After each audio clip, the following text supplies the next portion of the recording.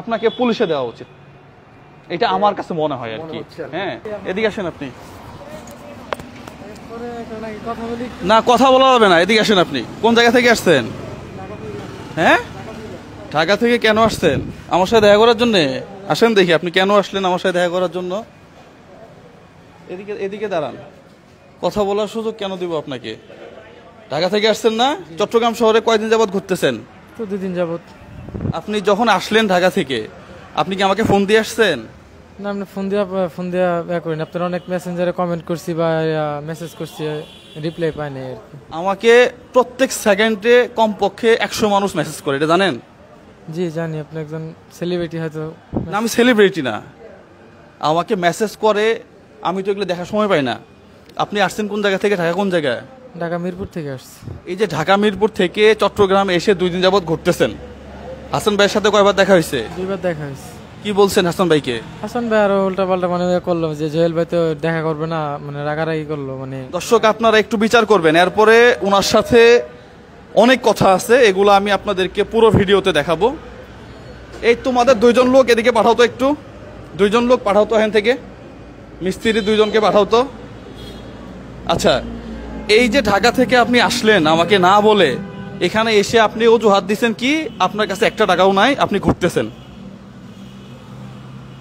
এরকম করিনি। আমি যখন আপনাকে ফোন দিলাম এখানে আসার জন্য, তখনও আপনার কাছে টাকা ছিল না? এখন আমার কাছে বললামই তো, টাকা ছিল কিছু, ভাইয়া 500 টাকা দিছিল, এটা আমি পাঠিয়ে দিছি। 400 টাকা, 100 আপনার টাকা। পকেটে কয় টাকা আছে এখন? এখন 20 টাকা আছে আমার পকেটে। ভাই ওরা একটু সার্চ করেন তো, এদিকে যান আপনি, আলাপ আছে আপনার সাথে। দর্শক, উনি আসছে ঢাকা থেকে। আমি একটু রাগান্বিত, আপনারা বুঝতেছেন, কারণ হচ্ছে ঢাকা থেকে একজন মানুষ যদি আমার উদ্দেশ্যে আসে, সে অবশ্যই আমাকে জানায় এরপরে আসবে। হাসান ভাইয়ের বাসার সামনে গিয়ে বসে আছে, বুঝছেন? অপরিচিত একজন মানুষ যদি কারো বাসার সামনে গিয়ে বসে থাকে, এটা একটা বিব্রতকর অবস্থা। ভাই টাকা পয়সা আছে ওনার কাছে? 20 টাকাই আছে ওনার থেকে। 20 টাকাই আছে না? আসেন, আপনি আসেন এখানে। আপনি বিয়ে করছেন? জি, বিয়ে করছি। আচ্ছা, আপনি একটু এদিকে দাঁড়ান। ছেলে মেয়ে আছে? একটা মেয়ে আছে। একটা মেয়ে আছে। ফ্যামিলি থাকা মানুষ এইভাবে কেমনে আসে আমি জানি না। ফ্যামিলি নাই এখন আমার সাথে। হ্যাঁ, ফ্যামিলি নাই আমার সাথে, নেই এখন আপনার সাথে নাই। আচ্ছা, আপনি কি উদ্দেশ্যে আসলেন, কেন আসলেন? আসছি একটা বিষয় নিয়ে কথা বলতে, এই আর কি। আচ্ছা, প্রথমত আপনি আমার কাছে না বলে আসছেন, এটাই ভুল হয়েছে আপনার। আপনার সাথে আমার দেখা তো নাও হইতে পারতো। অনেক আশা নিয়ে আসছিলাম, আশা আপনি করবেন কেন? সেটা আমার বলেছে হয়তো। আচ্ছা, হোয়াট এভার, আমরা এই জায়গাগুলোর থেকে স্কিপ করে সামনের দিকে যাই। আপনার কি সমস্যা বলেন এখন?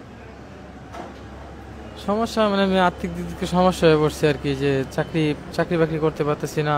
সবাই জানে আমার একটা কিডনি মানে পাচার হয়ে গেছে আর কি। সব মানে চক্রান্ত পয়রা বিদেশে নিয়ে গেছিল আমরা, তো ওখানে একটা কিডনি আমার নিয়ে নিছে আর কি। কিডনি মানে আপনার কিডনি পাচার হয়ে গেছে শরীর থেকে?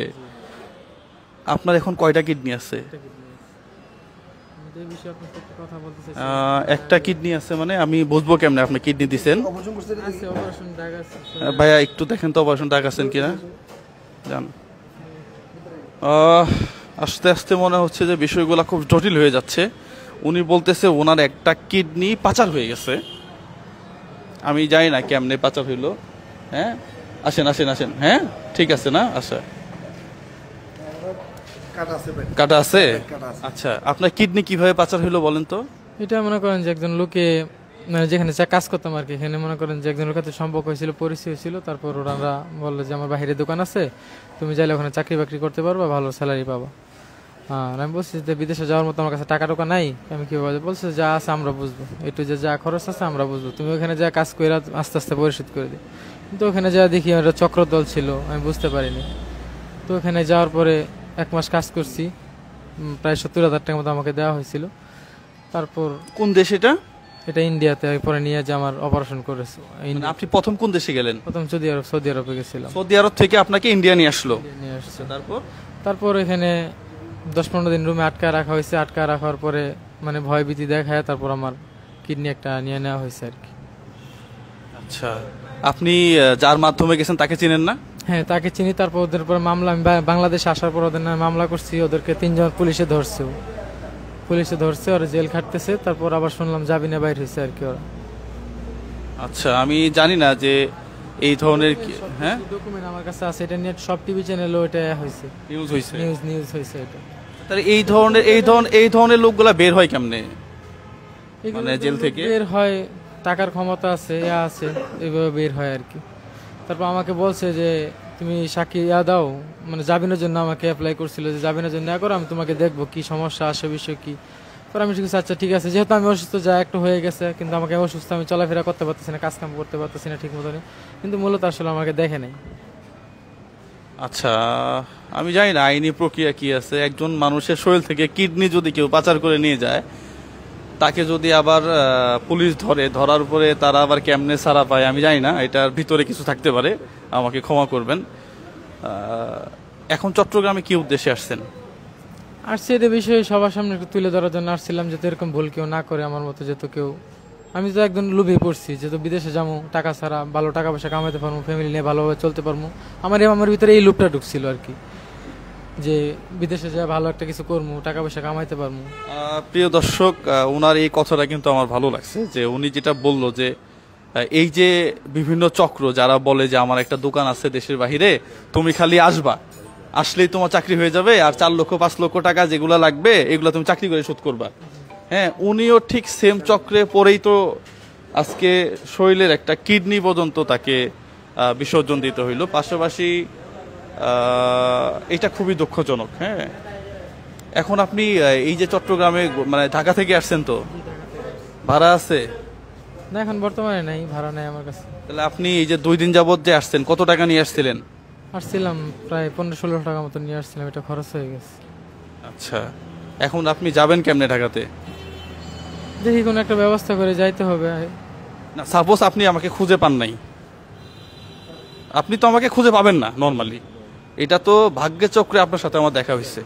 আমি নর্মালি দেখা করি না, আপনি যত বিপদে থাকেন না কেন, আপনি আমাকে না বলে আসবেন কেন? আমি তো আপনার ভাই না। তাহলে আপনি মনে করেন আমাকে পাইলেন না আপনি খুঁজে, আপনি এখন যাবেন কিভাবে ঢাকাতে? আপনাকে তো ঢাকাতে যাইতে হবে নাকি? কিভাবে যাবেন? দেখি আপনি যদি সহযোগিতা করেন একটু। না, আমি করলাম না, আপনি আমার সাথে দেখাই হইলো না, আপনি এরপরে আপনি যাবেন কিভাবে? তো মানুষের বাসে উঠলে হয়তো ড্রাইভারের কাছে বলবো, বলে যাওয়ার চেষ্টা করবো আর কি, এরকম। আচ্ছা, তার মানে সিস্টেম আপনার জানা আছে, আপনি এই সাহসেই আসছেন। না হয় আমার মতো লোক যদি মানে টাকার অভাবে না খেয়েও থাকে, তারপরেও তো আমি আছে না অনেক, যে ব্যারিস্টার সুমন, তাসরিফ খান, আরো অনেকেই আছে না, আমরাও মানুষ, স্বপ্ন আপু, ওদের বাসায় আমি যাব না। কারণ তার কোন জায়গায় বাসা, কিভাবে তার সাথে আমার দেখা হবে? তার মানে আপনার সিস্টেম জানা আছে যে এখানে আসলে আমি যাইতে পারবো? না না ভাই, এটা আপনার ভুল ধারণা। যারা বলতেছেন ওরকম, তো সিচুয়েশনে পড়লে মানুষ তো অনেক কিছু করে। এখন যে আমি মানে ব্যবস্থা না করতে পারি, যেভাবে হোক আমার তো গন্তব্যস্থলে পৌঁছাইতে হবে, মানুষের হাতে ধরি, পায়ে ধরি, যেভাবে হোক। আপনি আমার কাছে কেন আসছেন আসলে, মূলত যে আমি আপনাকে কি হেল্প করতে পারি বা কি হেল্প? তো বললাম তো, সবার কাছে তুলে ধরার জন্য। আর যদি কিছু হেল্প করেন, আমি কাজকাম করতে পারতেছি না, চাকরি বাকরি করলেও মানে ঠিক মতো কাজকাম করতে পারি না, অসুস্থ লাগে, শরীর দুর্বল থাকে, কাজকাম করতে পারি না, চাকরি নিলেও চাকরি করতে পারি না, শরীর দুর্বল থাকে, কাজ করতে পারি না। তো আপনার কোম্পানি যে চাকরি করি, ঠিক মতো কাজ না করতে তো আমরা রাখবেন না। আপনার কিডনি কত শরীরের এখন? আমার কিডনি এখন বাড়তি আছে, আপনার 4.3 মনে হয়। মানে আমি পরীক্ষা করছিলাম, তো মাস খানিক আগে পরীক্ষা করছিলাম। আর 4.3। আচ্ছা, ক্যালসিয়াম কত? ক্যালসিয়াম এটা আমি করেন নাই। আচ্ছা, 4.3 মানে কিডনি 5-এর উপরে গেলে ডায়ালিসিস করতে হয়, এটা একটু বেশি আছে আপনার। হ্যাঁ, এটা মানে নতুন, মানে কিডনি যেটা রানিং ছিল ওটা তো নিয়ে গেছে, যেটা আমার রানিং ছিল, ভালো ছিল, সুস্থ ছিল, ওটা নিয়ে গেছে। আর যেটা মানে ছিল, রিজার্ভ ছিল, ডাক্তার যেটা আমাকে বললো আর কি, যেটা সেটিং হইতে হইতে হয়তো তোমার বয়স 2 বছর 3 বছর। এটা কতদিন আগে এই ঘটনা হয়েছে আপনার সাথে? এটা হয়েছে আপনার 9 মাস 10 মাসের মতো হয়েছে। ও আচ্ছা, খুব বেশি দিন হয় নাই তো? না, 2-3 বছর আমার মায়ের খুব এভাবে চলতে হবে আর কি, মানে কিডনি। এরপরে কি ঠিক হয়ে যাবে? হ্যাঁ, যদি শরীরের সাথে আমার রক্ত ব্লাড ম্যাচিং হয়ে নিতে পারে, মানে রক্ত চলাচল ভালোভাবে করতে পারে, তাহলে ঠিক হয়ে যাবে। আর যদি মনে করে বাড়তি থাকে, তাহলে মারা ছাড়া উপায় নেই। আচ্ছা, আমরা চাই যে আপনি সুস্থ হন। হ্যাঁ, পাশাপাশি আপনি আসলেই যে উদ্দেশ্যে আসছেন ভাইয়া, যে মানুষকে প্রচার করার জন্য আমরা মানুষের কাছে প্রচার করে দিলাম যে আপনারা ভুলেও লোভে পড়ে, হ্যাঁ, এই যে দেশের বাহিরে, হ্যাঁ, অমুক চাকরি এত টাকা, এইভাবে আপনারা যাবেন না। তাহলে এই ভাইয়ের মতো দেখেন একটা তরতাজা মানুষ তার একটা কিডনি পাচার করে ফেলছে। হ্যাঁ, অর্ধেক কমে গেছে। আপনার বউ কোথায় এখন? এখন ও জানি না এখন কোথায় আছে, কথা হয় না, তার সাথে সম্পর্ক নাই নাম্বার বন্ধ, যোগাযোগ নেই। কেন? তার সাথে নাম্বার নাই কেন? নাম্বার আছে মানে মানে তার সাথে সম্পর্কটা বিচ্ছেদ হলো কেন? ওই যে আমি অসুস্থ, খাওয়া পড়া দিতে পারতেছি না বা রাখতে পারবো না। এখন আমার শারীরিক ভাবে তো একটা মেয়ে একটা স্বামীর কাছে কিছুর জন্য থাকে, ওটা আমি পারবো না বা করতে পারবো না। তাই না, এই কথাটা, আমি অসুস্থ কর্মক্ষম তো হইতেই পারি, এই জন্য বউ চলে যাবে এটা তো হইতে পারে না। আমাকে খাওয়ানোর জন্য কি বউ থাকে নাকি? আপনার একজন মানুষ আর কয় টাকা খায়? না, এটা ঠিক আছে, জয়টাকে খাক, এটা আমার তো- আপনার বাবা কি করে? আমার বাবা নাই, মারা গেছে আরো 10 বছর। আপনার ভাই বোন? ভাই বোন সবার যার যে চিন্তা আছে, যার যে মানে। আপনার মানে এমনিতে বাড়ি কোথায় ঢাকায়? আমার বাড়ি হচ্ছে নেত্রকোনা। নেত্রকোনা, ঢাকাতে না? না, ঢাকাতে না। আপনি কোন জায়গা থেকে আসছেন এখন? আমি এখন ঢাকা থেকে আসছি। ঢাকায় কেন থাকেন? ঢাকায় থাকি, টুকটাক কাজ কাম করি, মানে যে চাকরি করি টুকটাক চাকরি করি আর কি, প্রোডাকশনে যতটুকু পারি করি, এই আর কি। আচ্ছা আচ্ছা, ছুটিতে আসছেন? হ্যাঁ, ছুটিতে বলতে কালকে ছুটি আছে, মানে আরেকদিন বাকি। আপনি তো চাকরি করতেছিলেন ওখানে, আমার কাছে না, চাকরি না করে দিছে আমাকে। 1 তারিখে আমার চাকরি শেষ, 1 তারিখ পর্যন্ত আছে আর কি। এখন এই অবস্থা যে কোনো একটা কিছু একটা করতে পারতেছি না, চাকরি নিতে পারতেছি না, করতে পারতেছি না, এই আর কি। দর্শক, আমি জানি না আপনারা কি নেবেন, আমি আপনার কথা আসলে অনেকগুলা জিনিস আমার কাছে এখনো ধোঁয়াশা মনে হচ্ছে, আমি আপনাকে অবিশ্বাস করতেছি না। ঠিক আছে, হ্যাঁ, আমি জাস্ট মেসেজ দিলাম যে আপনারা মানে লোভে পড়ে কেউ বিদেশ যাওয়ার আগে একটু চিন্তা ভাবনা করবেন। পাশাপাশি ভিডিও লং হয়ে যাচ্ছে, আমি সত্যি আমি কনফিউজড এখনো। আপনার বউ নাই, আপনার ফ্যামিলি নাই, আপনি আবার ঢাকাতে। কথা বলতে পারেন, আমার থানায় না, মামলা- আপনাকে নিয়ে তো আমার এত চিন্তা করার দরকার নেই। আপনি আমার কাছে আসছেন মানে কি আপনি অপরাধ করছেন? ফোন করে আসাও ছিল না। আমি তো আপনাকে ভয় পাইতে পারি। আমরা সোশ্যাল মিডিয়ায় কাজ করি, আমরা বিভিন্ন ধরনের অপকর্ম তুলে ধরি। একজন আসলো দেখা করতে, এসে মেরে দিল, শেষ। ঠিক আছে তো। হ্যাঁ, আপনাকে পুলিশে দেওয়া উচিত, এটা আমার কাছে মনে হয় আর কি। হ্যাঁ, যাক ভাই, আমি বুঝতে পারিনি আপনি বুঝতে পারেন নাই বা পারছেন, সেটা আপনার সমস্যা, আপনি সমাধান করবেন। আপনার সমস্যা আপনি সরকারকে বলবেন, আপনার সমস্যা আপনি ইউনিয়ন পরিষদে যারা আছে তাদেরকে বলবেন, আপনার সমস্যা আপনি ঢাকা থেকে এখানে চলে এসে আমাকে একটা বিব্রতকর অবস্থার মধ্যে ফেলাই দিচ্ছেন। কয়েকদিন আগে কুমিল্লা থেকে একজন আসছে, কি এক ডকুমেন্ট নিয়ে আসছে, এক হুজুর, ভিডিও করতেছি, তখন বলতেছে আমার ভিডিও করিয়েন না। আমি কেন? আপনি তো অসহায়, ভিডিও করলে সমস্যা কোথায়? বলতেছে আমার টাকা পয়সা লাগবে না, আমি চলে গেলাম। এখন আসছে সেই ইয়া থেকে, কুমিল্লা থেকে মনে হয় না? তাহলে এই যে আসলো গেল, তার ভাড়াটা দিয়ে দেওয়া লাগে না?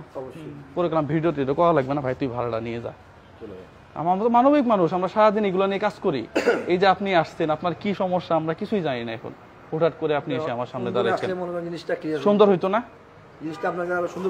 আমি আপনাকে আরো বেশি কিছু করতে পারতাম।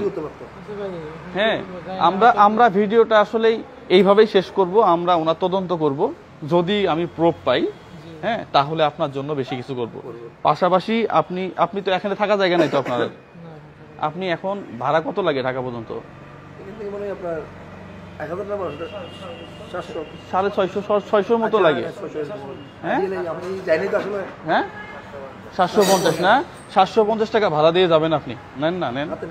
আর এই 1000 টাকা আপনি খাবার টাবার খাবেন। আমার কাছে টাকা আছে, আমি দিলাম না ভাই।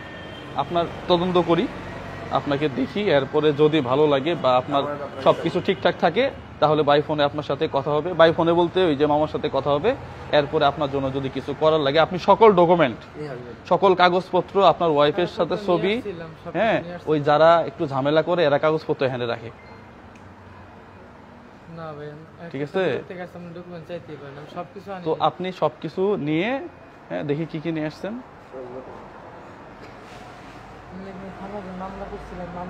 তো মামলার কপি এগুলা নিয়ে আসতে হবে। আপনার যে কিডনি নাই, ডাক্তারের সার্টিফিকেট নিয়ে আসবেন। আপনার যে একটা কিডনি নাই, এটা ডক্টরের একটা সার্টিফিকেট নিয়ে আসবেন। আপনার কিডনি 9 এর রেজাল্ট যে 5 পয়েন্ট সামথিং, এটা রেজাল্ট নিয়ে আসবেন। আপনি সবার আগে আপনি একটা সার্টিফিকেট নেবেন যে আপনি একটা কিডনি দিয়ে চলতেছেন। আছে এই সার্টিফিকেট এখানে আছে? ওকে, ফাইন। তাহলে আপনার সাথে আর কথা বাড়ায় লাভ নাই আমার। আপনার একটা ছোট কাটা দেখে আমি বুঝবো না। কাটা আছে, হ্যাঁ হ্যাঁ হ্যাঁ, অনেকেই এখানে ওই যে আলসারের ইয়া হয়, হ্যাঁ, ওখানেও কাটা আছে। না, আমি আপনাকে মিথ্যুক বলতেছি না, এটা আমার রাইট নাই। আপনি প্রমাণগুলো নিয়ে আসবেন, এরপরে আপনার এলাকাবাসী যারা আছে দু একজনের সাথে আমাকে কমিউনিকেশন করায় দিবেন। এরপরে আমি কথা দিলাম যে আপনার জন্য যদি আমার কাছে ট্রাস্টি মনে হয় তাহলে আমি ছোট্ট করে একটা কিছু করব, যেটা একটা ছোট দোকান হইতে পারে, যে ওই জায়গাতে আপনি বসে আপনি দোকানদারি করে আপনার জীবনটা কাটাই দিতে পারবেন। হ্যাঁ, আমরা তো আমাদের কাছে তো ওরকম হোটেল টাকা নেই, হয়তো 50-60 হাজার টাকা দিয়ে একটা দোকান দিয়ে দিলাম, এখানে আপনি চললেন, ঠিক আছে। আর যদি ট্রাস্টি না মনে হয় তাহলে এই পর্যন্ত কিডনি একটা আছে, এটা সার্টিফিকেট নিয়ে আসবেন, আপনার পাসপোর্ট, আপনার তো দেশের বাইরে গেছেন ভিসা তো আছে, ওগুলা ভিসার ওগুলা আচ্ছা ওই সার্টিফিকেটটা সহ সবকিছু ডকুমেন্ট আপনি আমাকে হোয়াটসঅ্যাপ করে পাঠিয়ে দিবেন। আপনি আমার কথায় মন খারাপ করেন না, আমি খুব কষ্ট পাইছি। না ঠিক আছে ভাইয়া, এটা নিয়ে বারবার বিকাল থেকে আমাকে বলতেছে জিনিসটা। বলেন, বিকাল থেকে বলতেছি না আমি? শেয়ার করছে কথাটা। হ্যাঁ, বাইরে এখানে আমি একটা কাজে আসছি, কিন্তু আমি বারবার বলতেছি যে একটা করে মানুষ যখন হ্যাঁ ফেসবুকে দেখছে না, চিনাটা অপরাধ না, সে ফোন করে আসতে হবে না এইভাবে এসে। উনি 2 দিন যাবত এই চট্টগ্রাম শহরে খেয়ে না খেয়ে, ওনার কাছে টাকা নাই, খেয়ে না খেয়ে বিভিন্ন জায়গায় রাস্তাঘাটে ঘুরতেছে। আর আমার পরিচিত যে হাসান ভাই আছে তার কাছে গিয়ে বারবার বলতেছে জুয়েল ভাইয়ের সাথে দেখা করব। তো জিনিসটা বিব্রত, আমি আপনাকে কষ্ট দেওয়ার জন্য কথাগুলো বলি না, আপনি প্রুফগুলো দেখান। হ্যাঁ, আমি চেষ্টা করবো আপনার জন্য আমি কিছু একটা করার চেষ্টা করবো ইনশাআল্লাহ। ভাই মানুষ একটু অসহায় হইলে ভাই তখন তার কোনো মূল্য থাকে না। না মূল্য আপনি মিন করে বলতেছি না, আমি যে কত কষ্ট পেতেছি আমি জানি। এই বাংলাদেশে 90% মানুষ অসহায়, আপনি জানেন না এটা? আমি জানি। আর আমার উপর এই যে গ্যারেজে যারা কাজ করতেছে এরা নিচে ঢুকে কাজ করতেছে, এদের যদি এখন 50,000 টাকা দেয় তারপরও মনটা করবে যে না আরো বেশি দিলে ভালো হইতো। এই যে ইনি তো মালিক, উনি জানে বাংলাদেশে 90% মানুষ গরিব, এর মধ্যে আপনাকে দেখতে হবে যে কোনটা বেশি। আমরা হসপিটালে 2 দিন আগে এক ভদ্রলোকের চিকিৎসার খরচের জন্য দায়িত্ব নিছি, 90,000 টাকা লাগবে 1 মাসে।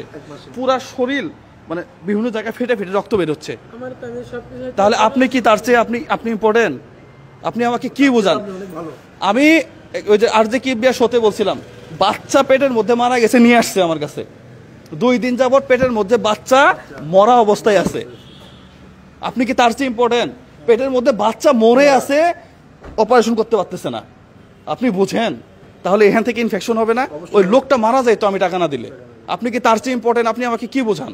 হাঁটতে পারতেছেন, চলতে পারতেছেন, আপনি তো চলতে পারতেছেন, একটা কিডনি দিয়ে মানুষ চলতে পারে। আমি মেডিকেল ইঞ্জিনিয়ার, আমি এটা জানি। আপনারটা অ্যাডজাস্ট হয়ে গেলে আপনার সমস্যা হবে না, তারপরেও অনেক সমস্যা হইতে পারে। আমরা দোয়া করি আপনি সুস্থ হন। হ্যাঁ, আপনি যে কথা বললেন যে অসহায় বাংলাদেশে 90% মানুষ। আমরা কাজ করি তো মাঠে ঘাটে, আমরা বুঝি, কষ্ট নিন না। আপনি প্রুফগুলো দেখেন, আমি কথা দিলাম তো আমি আপনার জন্য কিছু একটা করবো ইনশাল্লাহ। ঠিক আছে, ঠিক আছে তাহলে। হ্যাঁ ভাই, জি, আসসালামু আলাইকুম।